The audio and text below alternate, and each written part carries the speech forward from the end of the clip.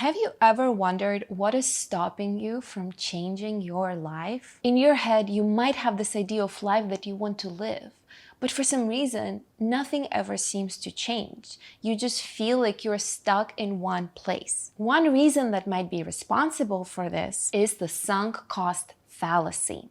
And it can be a very powerful anchor. We are all on a certain trajectory in life, and changing it requires a certain amount of effort. Plus, you might feel like you have already invested a lot of time and energy into some other path, and abandoning it just seems unreasonable. Hey guys, my name is Paulina, if this is your first time meeting me, and let's talk about the sunk cost fallacy and how to overcome this very persistent cognitive bias. Sunk cost fallacy was coined by American economist Richard Thaler in 1980. Even though this term originally comes from economics, I think it can be applicable across the broader field of psychology. Here's the definition of the sunk cost fallacy: the phenomenon whereby a person is reluctant to abandon a strategy or course of action because they have invested heavily in it, even when it's clear that abandonment would be more beneficial. When we invest a lot of time, effort,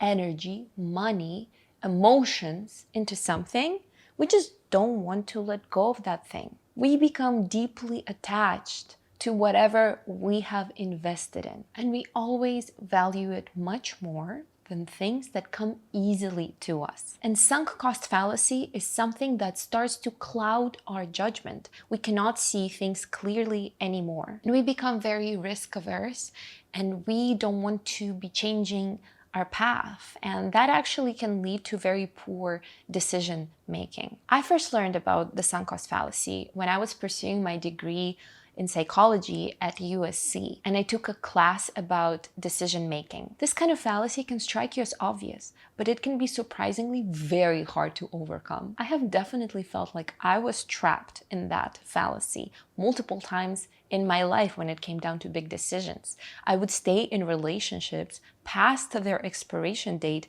thinking like, oh, but it's been working so far, like it's been okay. And I somehow will just keep sticking to it even though my heart is not in it anymore because I've invested so much time and energy into this relationship. And right now, all of this is very clear to me, but back then I was just acting on an autopilot and not even considering what was driving my decision making. It's always easier to reflect on the past than maybe to reflect on the present, you know? I would also stay in certain careers even though it was not serving me anymore and I did not want to be pursuing it anymore. And I didn't see myself in that career 10 years down the line, but changing my course of action was just too intimidating, too daunting. I was afraid to venture out there because I had invested so heavily into this career. So from my experience, sunk cost fallacy just highlighted that something was okay for me, something was working fine for me,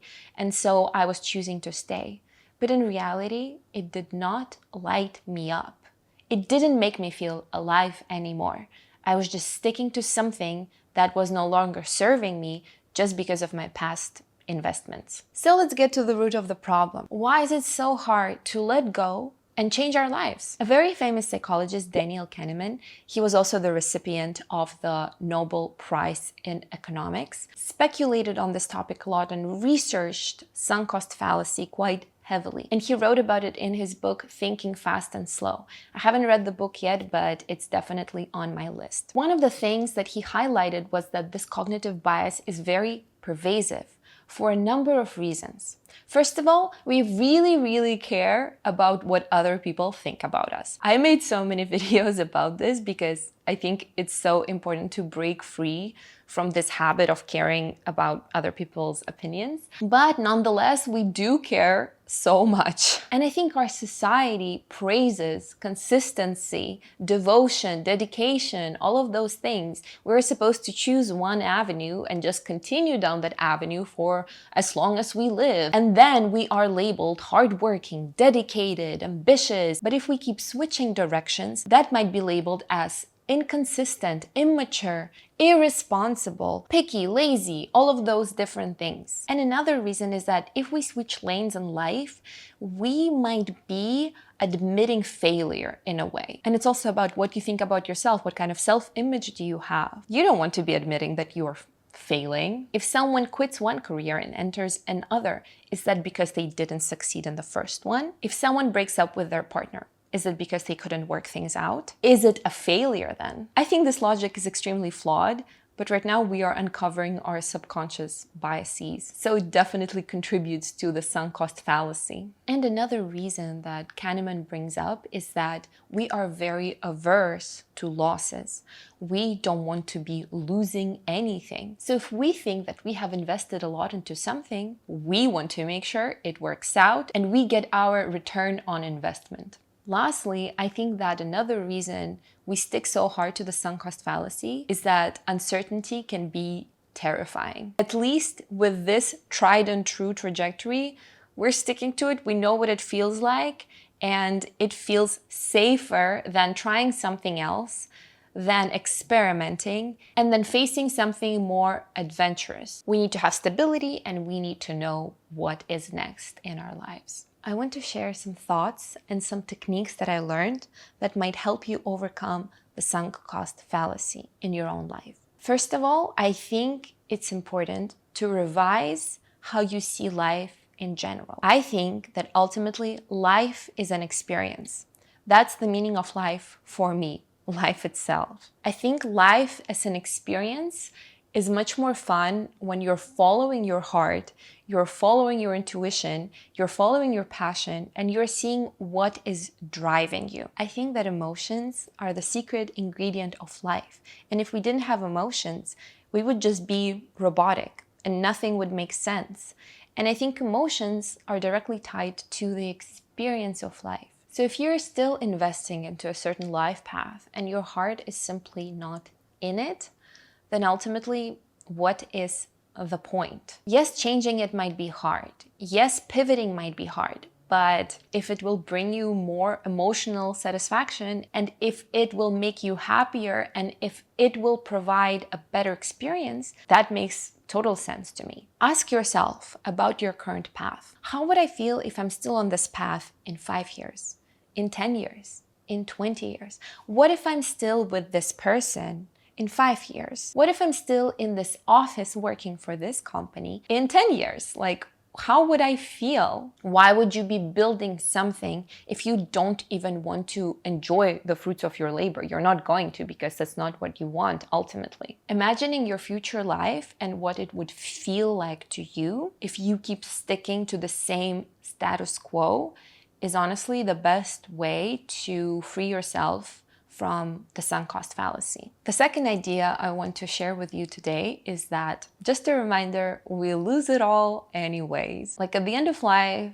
we will leave it all behind. We will wave bye-bye to all of this. We're not taking any of this with us. So if we lose it all anyways, it doesn't really matter whether we lose it now or we lose it then, if this thing doesn't bring value to us, if it's not meaningful to us anymore. Daniel Kahneman said about the sunk cost fallacy that it's much better to make a decision considering that cost is completely gone. Like, you just ignore the effort, the energy, the money, the emotions, everything that you had invested into something, and you consider all of your potential decisions without this anchor. And besides ignoring what you have already invested, I think it's so important to let go of the fear of judgment. Another question that you can ask yourself as you're contemplating your current life trajectory is that, are you going down this path out of love or fear?